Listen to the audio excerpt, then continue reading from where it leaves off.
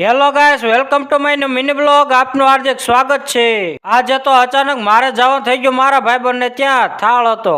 પછી તો આપણે લાગી ગયા કામ કરવા. તો ગાઈસ, આ મશીનમાં લાડવા માટેનો સુરમો બનાવવામાં આવે છે. तो रुको, क्लाइमैक्स अभी बाकी है. મશીન તો બાકી એક નંબર છે હો, જાણે લોટ દળવાની ઘંટી હોય. આ બાજુ તો દાળના શાકના તપેલા સડતા લાગે છે હો. ગેસના બાટલા મળતા નથી એટલે આપણે બધી જ દેશી ચૂલા ઉપર રસોઈ કરવામાં આવી છે. પછી તો આપણે હેલિકોપ્ટર લઈને ઉપડી ગયા ગામમાં સાસ લેવા. હેલિકોપ્ટર તો બાકી એમ હાલે છે હો, લટર પટર લટર પટર.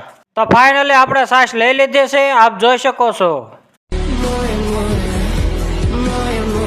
પછી તો આપણે સાસ લઈને પહોંચી જતા. ઓહો, આ જમવાનું ચાલુ થઈ ગયું લાગે.